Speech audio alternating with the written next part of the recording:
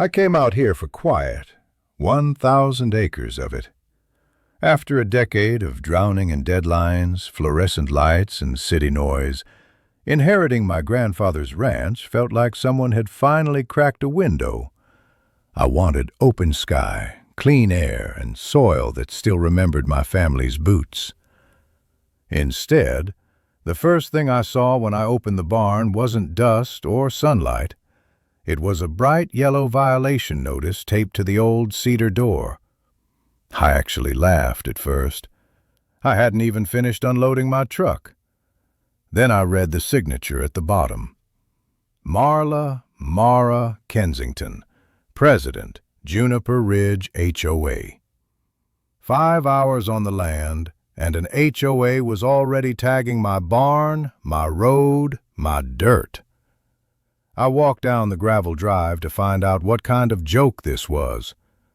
Mara met me at the fence line, arms crossed, sunglasses on, voice like a magistrate addressing a trespasser.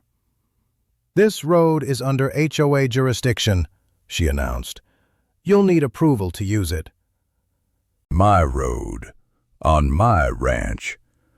What she didn't know, what no one in Juniper Ridge knew, was that their entire neighborhood sat on a 100-year agricultural lease that had quietly expired months earlier.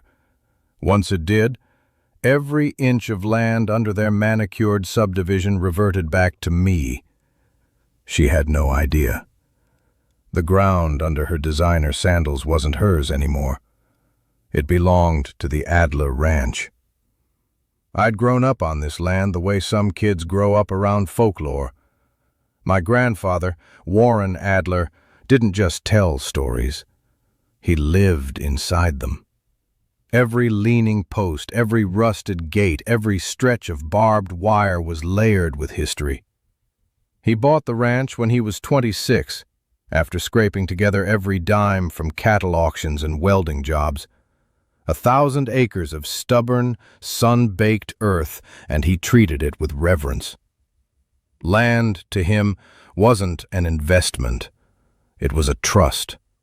Something you protected and handed down better than you found it. I spent summers glued to his side, learning which soil held water after drought, how to fix a gate with nothing but baling wire, and how to tell a real handshake from an empty one. He wasn't perfect, but he lived by 3 rules with the certainty of Scripture. Respect the land, respect your neighbors, never let bullies grow roots. I didn't fully understand that last one until I met Eldon. I saw him the morning after the violation notice.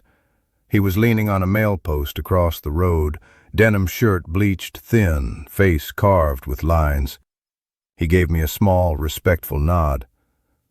"You must be Warren's grandson," he said. His voice was rough around the edges, but kind. I told him my name. His eyes softened in a way that told me he'd known my grandfather well. "He was a good man," Eldon said. "The kind they don't make anymore." We talked for a bit, about weather, cattle, the usual surface talk. But he kept glancing toward Juniper Ridge, the HOA kingdom, dropped like a polished ornament into the middle of my ranch. The change in his face was slight, a tightening around the mouth, a pinch between the brows. But it wasn't the wind that stiffened his shoulders. "You live over there?" I asked. "For now," he said. The words came out like a sentence, not a choice. He hesitated, then added, "My wife, June, passed last winter. 64 years we had." His voice barely caught, but I heard it. She loved that place, loved her garden, loved the idea of community. He swallowed. But Mara made sure it wasn't home anymore. I stayed quiet. My grandfather always said you learn more with your mouth shut than open. When a man finally starts sharing a load he's been carrying, you don't cut in. So I listened. He told me about the fines. $75 a day because his antique red tractor, one he and June had restored together, was visible from the street and labeled aesthetic clutter Notice after notice, even when June got sick and couldn't help him move it. He appealed. The board rejected it. Dangerous precedent. $75 a day. For a tractor in the driveway he'd had longer than the HOA had been around. When June died, they didn't back off. They tightened the screws. Noise violations when he ran a generator after storms. Landscaping violations when he couldn't bring himself to mow while grieving.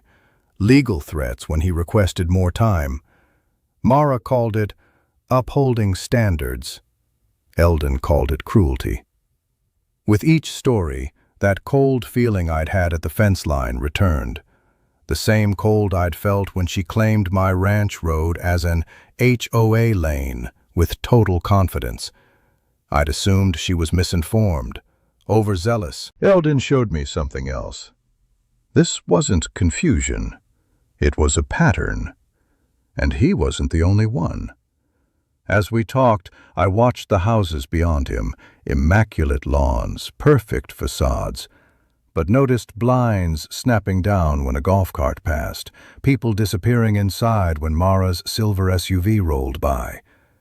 From a distance, it looked like a brochure. Up close, it looked afraid. Your grandfather kept them in check when he was alive, Eldon said. Didn't have to yell, just had to stand there. Even Mara listened then. He sighed. After he died, she saw an opening. Been pushing through it ever since. I looked out over the land he'd fought to hang on to, the land he'd left in my hands, and finally understood something he told me years back. Quiet places aren't always peaceful. Sometimes they're just waiting for someone to speak. Standing beside a widower who'd been bullied by people claiming to protect community values, I knew this was no longer about a yellow notice. It was about every person Mara had crushed under her rules, and whether I liked it or not, the fight was already on my doorstep. By the third morning, the ranch finally felt like it was loosening its grip on my lungs. I stepped outside with coffee, cool air flowing from the east, birds cutting clean lines through the pale sky. For a few minutes it felt like the place I remembered. I decided to drive into town, check in at the feed store, pick up lumber to finally shore up the old porch my grandfather had never finished. I'd gone maybe a quarter-mile down my ranch road when I heard the high-pitched whine of an electric motor behind me. A golf cart. Fast. I eased off the gas and checked the mirror. Here she came. Mara Kensington, in a white HOA-branded golf cart, barreling down the gravel like she was chasing a suspect. She swerved to a stop directly in front of my truck, choking us both in dust. She stepped out, oversized sunglasses, blazer that didn't match the heat, and a look that said she believed this land existed by her grace alone. "Sir," she called, like she'd rehearsed the line, "this road is private. You are not authorized to operate heavy equipment on a community access lane." I stared at her once. "Ma'am," I said, leaning out, "this is my road, my ranch road. I'm driving to town." She laughed, sharp, thin, certain. "No," she said, tapping her tablet. "This is the Juniper Ridge Scenic Lane. Our zoning map shows it falls under HOA oversight. Your grandfather was grandfathered in." She smiled at her own pun. "You are not." "We're standing on my property," I said flatly. "Check your map again." She ignored that, stepped up, and planted one manicured hand on my hood like she was impounding the truck. "You need to use the main gate to enter and exit," she said. "This interior road is for resident use only." Interior road? On my ranch? Before I could respond, she snapped her fingers. Two men stepped out from behind the junipers, as if they'd been waiting for their cue. Brent, with a clipboard and a V-neck that belonged on someone 20 years younger. Lionel, in a reflective vest labeled Compliance Unit. "This is the non-compliant resident I mentioned," Mara said, pointing at my truck like I was a code violation. I hadn't lived here a week, and she'd already decided I fell under her authority. Brent cleared his throat and flipped a page. "Mr. Adler," he read, "you are in violation of sightline obstruction regulations. The structure known as the barn is too close to the road and disrupts approved community aesthetics." "My barn?" I asked. "The one that's been here since—" "Yes," he cut in. "Under Section 14, subsection B, all outbuildings must be 200 feet from any community driving route." "This isn't a community route," I said. "This is my ranch road. My barn is on my land. Your rules don't apply." Lionel crossed his arms. "Failure to comply may result in fines up to $500 per day, retroactive to your move-in date." They believed it, every word of it. As far as they were concerned, this ranch was just a strangely large part of their subdivision. Mara smiled like she'd just checked a problem off her list. "You can contest the fines, of course. The board meets every other Thursday," she added. "I can squeeze you in, 3 months from now." The mockingbird kept singing. My coffee was still warm. Dust floated slowly in the air. I looked at her, at them, and something inside me changed. They weren't just a nuisance. They weren't bumbling. They were convinced. Convinced the ranch belonged to them. Convinced I was a resident under their thumb. Convinced my only choices were compliance or punishment. But I knew something they didn't. Every road, trail, and lane they thought they controlled sat on a lease that had run out half a year ago. Mara adjusted her blazer. "I expect cooperation," she said. I shifted into reverse and met her eyes in the mirror. "You'll get something," I told her. "Just not what you're expecting." As I backed away, the dust curling after me, I couldn't help thinking, she had no idea how deep a hole she'd just dug for herself. I went straight to town. I'd seen plenty of fake authority in boardrooms, middle managers bluffing with jargon and half-read policy manuals. This was different. What Mara and her compliance unit tried was beyond overreach. It was an attempt to claim power where they had none. Julia's law office was just where it had always been. Brick building, narrow front, between the bakery and the hardware store. She'd represented my grandfather for nearly 3 decades. She shook my hand with the same grip she'd given him. Her eyes were still sharp, hair still cut short like she didn't intend to waste time. "Earlier than I expected," she said. "You must have met the HOA." I told her everything. The notice on the barn, the claimed authority over my road, the threat of $500 a day because my barn ruined their sightline. She let me finish, her face flinting only once when I said, "Mara Kensington." "Sit," she said. "You need to see something." She opened a thick folder and slid out a stack of old documents, paper yellowed and soft around the edges, ink faded but legible, county seals faint on the corners. "This," Julia said, tapping the top page, "is the original 1922 agricultural lease between your great-grandfather and the Juniper Ridge Settlement Committee." I'd heard about old agreements growing up, usually over supper, half mythical to my young ears. Now the myth lay right in front of me. 100 years, she said, gave them the right to use the land for homes and farming in exchange for annual crop shares. Today we'd call it a land use agreement. My eyes caught on the critical line. Lease termination, 100 years from signing.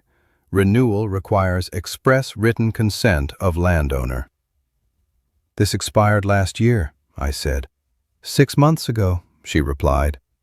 Your grandfather chose not to renew. He told me more than once that if they wanted to stay, they'd have to negotiate fairly. So right now? I asked. Right now, she said. They own their structures. The houses are theirs. But every foot of land under their roads, green belts, trails, and shared facilities, including the clubhouse, is Adler Ranch property again. They don't know, I said. They were informed, she countered. We sent 5 certified notices, a year before expiration, 6 months, 90 days, 30 days, and a final one after it lapsed. Signed for? I asked.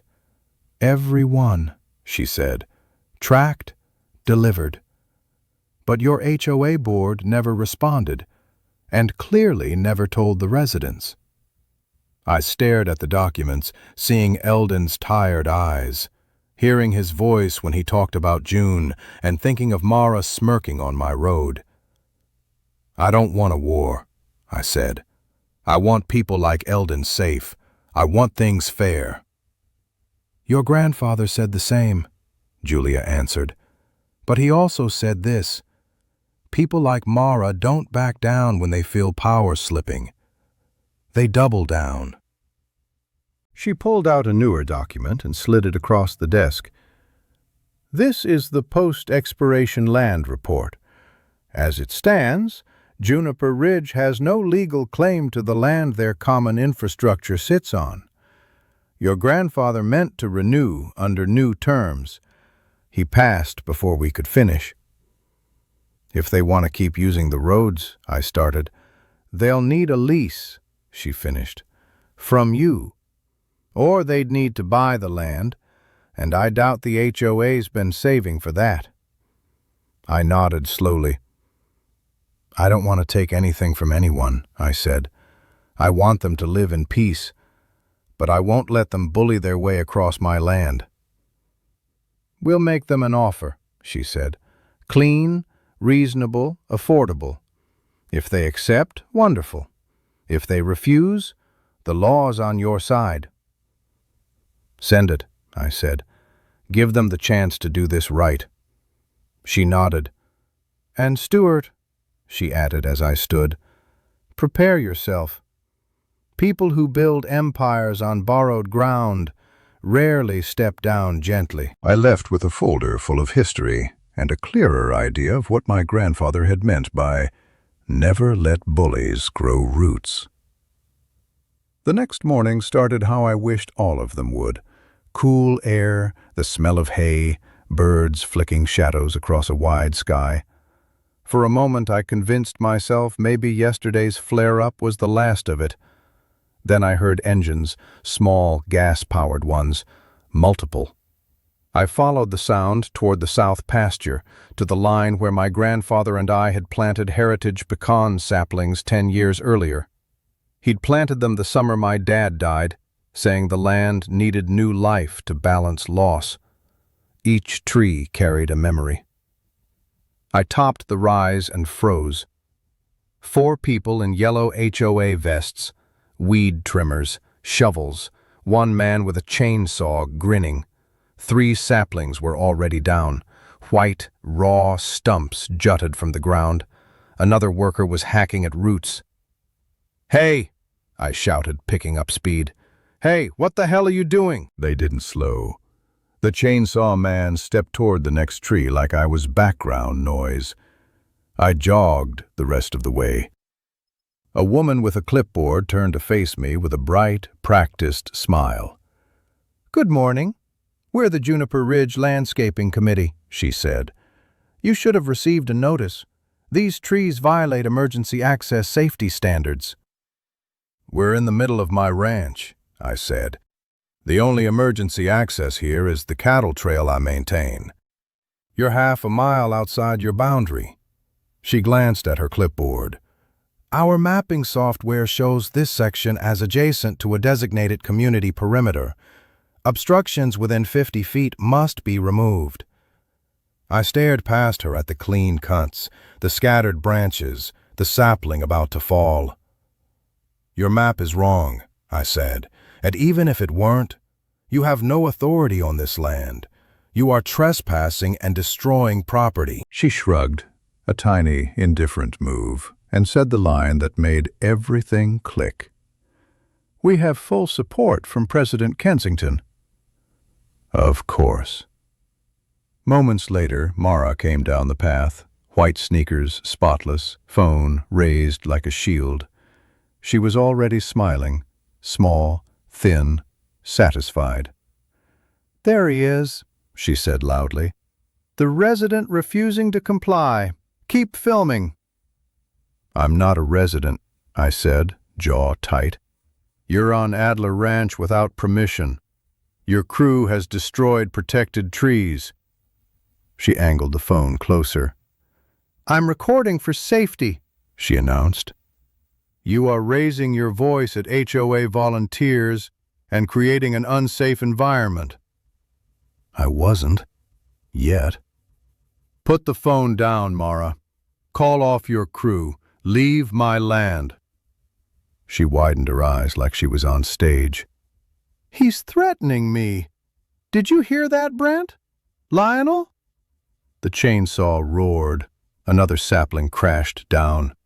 I moved, not toward her, but toward the man with the saw. Turn it off, I said. Right now. He hesitated, glancing toward Mara. Don't stop, she snapped. We are within our rights.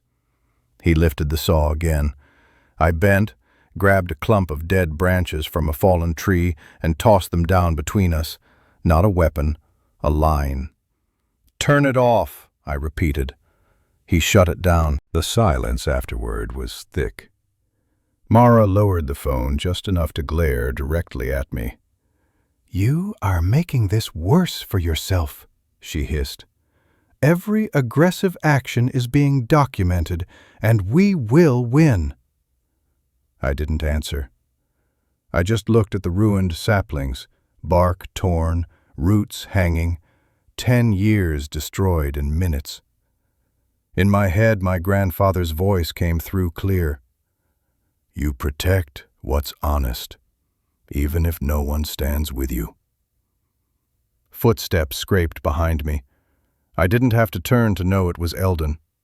He stopped beside me, hat in his hands, staring at the devastation. She's escalating, he said quietly. Mara never loses, Stuart. She makes sure of it. I don't want to fight, I said. I know, he sighed, but she does. He was right. This wasn't a misunderstanding about property lines. It was a shot fired. If I didn't answer now, she'd keep pushing until there was nothing left to push. I knelt, touched the fresh cut on one of the stumps, then stood. I'm done waiting, I said. What are you going to do? Eldon asked. What my grandfather taught me, I replied. I pointed down the fence line, old sagging posts, loose wires, faded markers. I'm going to rebuild every fence on this ranch. Higher, stronger, clear, impossible to misread. Eldon's nod was small, but something like hope flickered in his eyes. Mara kept filming, still convinced this was her stage. But as I walked away from what used to be our pecan grove, one thing settled in hard. She'd crossed my boundary. Now I was going to show her exactly where that boundary was. For the next 2 days, I did what my grandfather would have done. I worked. By dawn, I had a post driver in my hands. By noon, a new run of cedar posts stretched across the pasture, straight, tight, unbroken. Eldon came by, leaning on the fresh fence. Your granddad would be proud, he said quietly. I hoped he was right. While I rebuilt real fences, I put eyes on the invisible ones, Motion-triggered cameras tucked high in trees, aimed at the weak spots where someone might think about crossing again. Not paranoia, preparation. 3 nights later, just after 11, my phone buzzed. Alert from the south pasture camera. I opened the feed. 3 men, dark clothes, gloves, moving with quick, practiced precision. Not HOA clipboard carriers. One uprooted fresh posts I'd set that afternoon. Another tossed wire cutters into the grass. The third carried a red fuel can. That can wasn't there for yard work. I took the shotgun off its rack, not because I was eager to use it, but because walking out alone at night to confront men who'd brought accelerant wasn't courage without it. Outside, the air was cold. The clouds were low. I stayed in the shadow line watching them work. They didn't see me. "Spread the accelerant on the brush pile," the one with the can whispered. "We torch it and go." So that was the plan. Burn the debris pile by the barn, let the fire jump, then call it an accident. I stepped forward, making sure they heard the deliberate crunch of my boots. "That's far enough." They stopped. The man with the fuel can turned, irritation, not fear, on his face. "Who the hell are you?" he demanded. "Owner," I said. "My land, my fence, my barn, and that can doesn't leave this property lit." The tallest straightened up. "We're with the Community Safety Initiative," he said. "Mitigating fire hazards." "Curious," I said. "Fire crews don't usually carry bolt cutters." He tensed. I raised the shotgun, not pointed at them, but held where they could see I meant what I said. "You've got 10 seconds to drop the tools and walk away." The man with the can smirked and took half a step closer. "You won't shoot," he said. "Try me," I said. "I'm not aiming at you, but if you move 1 inch closer to that barn, tonight doesn't end how you think." The smirk faded. "Should we rush him?" one of them muttered. "You could," I said. "But you wouldn't make it out of this field before the sheriff gets footage of 3 men on camera committing arson." That landed. "Camera?" the tall one said. I nodded toward the tree line. "Give it a wave. You're live." That did it. The fuel can man cursed. The one with cutters dropped them. The third backed away, jittery. "Let's go," the tall one snapped. They bolted for a beat-up black pickup. In their scramble, a phone slipped from one of their pockets and skidded into the grass near my boots. The truck roared away. I waited until the sound disappeared before lowering the shotgun. The phone was cracked, but awake. No lock screen. A text thread sat open. "MK, do it tonight. No more delay. Payment released. Last half after it's done." Attached, a screenshot of a payment. M.K. Mara Kensington. The next morning I drove into town, walked into the sheriff's office, set the phone on the counter, and said, "I need to file a report." "On what?" the deputy asked. "Attempted property damage and conspiracy," I replied. He scrolled, his jaw tightened. "We'll send someone out," he said.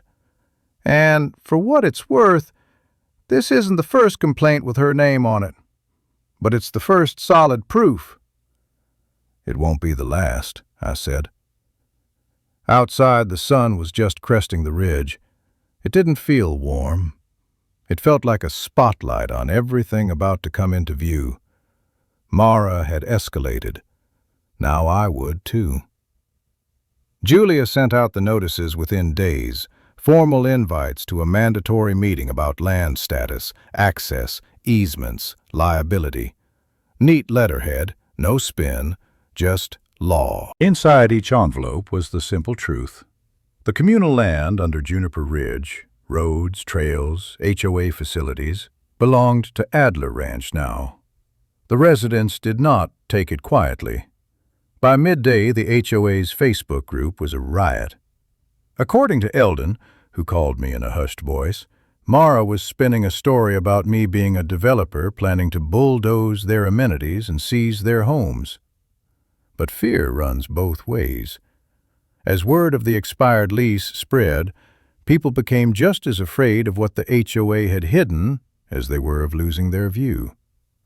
By the night of the town hall meeting, the parking lot was packed. Neighbors carrying folders with mortgage documents, title reports, insurance policies. People clustered in the entryway, glancing around like they were crossing a battle line just by walking in. I stayed in the back. Tonight was about the facts. Julia stood at the podium with maps and documents already arranged. When she saw me, she gave the slightest tilt of her head. She had it. The room filled fast, then overfilled. The air hummed. Mara arrived late, flanked by a few board members with drawn faces. She wore a brittle smile and a stiff walk. Julia stepped to the mic. "My name is Julia Bington. I represent Adler Ranch," she said. "Thank you for coming. Tonight is about clarity, facts only. No accusations, no politics." She brought up the first map, original Adler Ranch, county seal and all. "These are the original boundaries," she said. "They have never changed." Next slide, modern Juniper Ridge. "This is your community as platted today." Then she overlaid them. And there it was. Every loop of road, every trail, pond, park, drainage ditch, and the clubhouse itself, sitting inside Adler Ranch's outline. The sound that rolled through the room wasn't quite a gasp. It was 100 people realizing the ground under them wasn't what they thought. She showed them the 1922 lease, showed them the expiration, showed them the fact that their homes were theirs, but their shared spaces were not. She listed the 5 certified notices my grandfather's estate had sent, each one signed for, none shared. When she displayed the HOA's reserves dropping by $180,000 in 3 months, then showed the $80,000 consulting fee paid to a company owned by Mara's cousin, something in the room turned. "If this is true," someone shouted, "where did our money go? Why didn't they tell us?" another demanded. Julia put up the email where Mara told a local realtor to ignore the expired lease rumor because all land belongs to the HOA. Heads swiveled to Mara. She stood abruptly and pointed at me. "This is a setup," she snapped. "He's trying to steal your homes." Julia calmly held up the lease renewal offer my grandfather's estate had sent the HOA 6 months earlier. A fair annual lease, reasonable. Ignored. I stayed silent. The truth didn't need my help.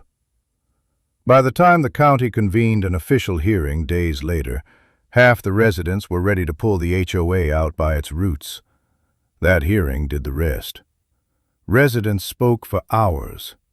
Eldon about June's marigolds and the tractor fines. The parents of a disabled girl about being punished for building a small ramp so their daughter could get in her own house. Others about threats, harassment, and the constant fear of crossing an invisible line. When it was her turn to speak, Mara did what she always did, tried to turn control into virtue. "This place survives because of my standards," she insisted. "Because of me. Without me, it would fall apart. I built Juniper Ridge." She jabbed a finger at me. "I stopped him from exploiting a loophole to steal our land." She talked past the gavel and past the chairman's warnings, declaring that she alone was its authority. In that moment, she said more than any witness ever could have. The county commissioners saw it. So did everyone else. When the chairman finally announced that the HOA had 30 days to reach a good faith agreement with Adler Ranch or lose the county's support for utility easements across my land, the room came apart. "Recall!" someone shouted. Within minutes, a recall petition was circulating. People lined up to sign. Mara watched as her authority drained away in pen strokes. 2 days after that, the sheriff came for her. Her treasurer had flipped, bringing in a shoebox of records and telling the truth.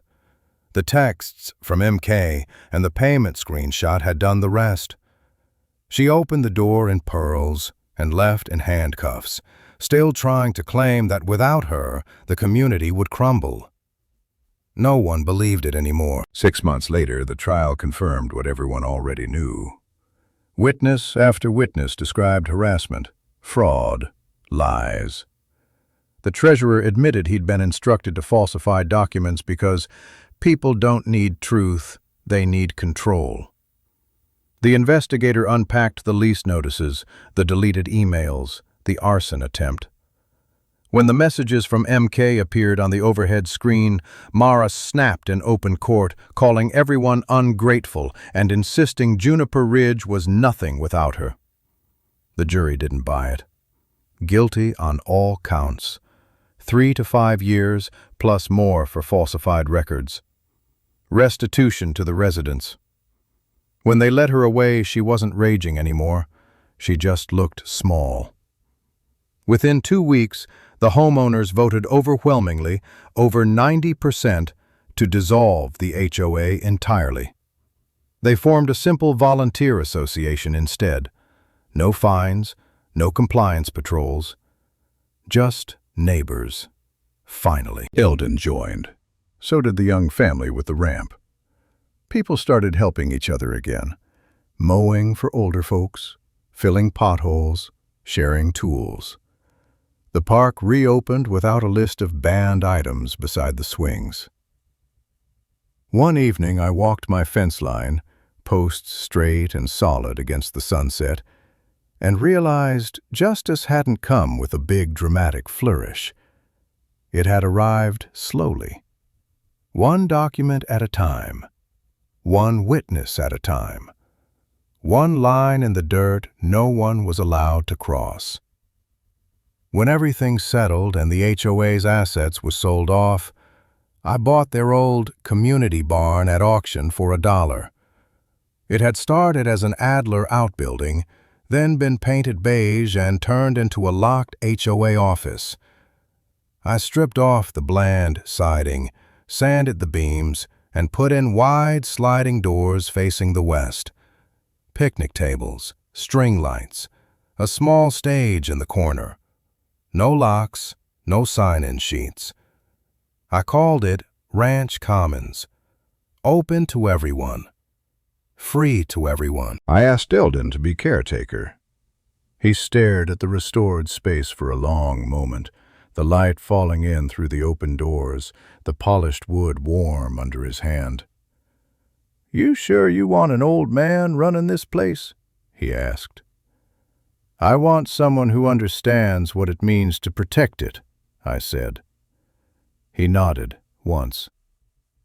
Every morning after that, he opened the doors, swept the floor, watered the planters. Kids rode by on bikes and yelled, "Hi, Mr. Brooks," like it had always been that way. The old HOA-guarded greenbelt changed, too. I tilled it and planted 2 long rows of pecan saplings, descendants of the ones my grandfather and I had once put in the ground together. Kids wove between them, laughing. Parents sat in mismatched lawn chairs without worrying about approved colors. One afternoon, a woman with a little boy tugging on her hand came up to me out front.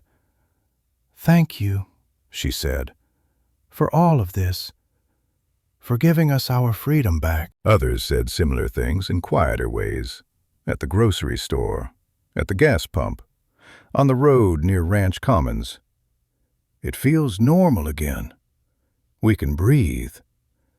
This place finally feels like it belongs to all of us.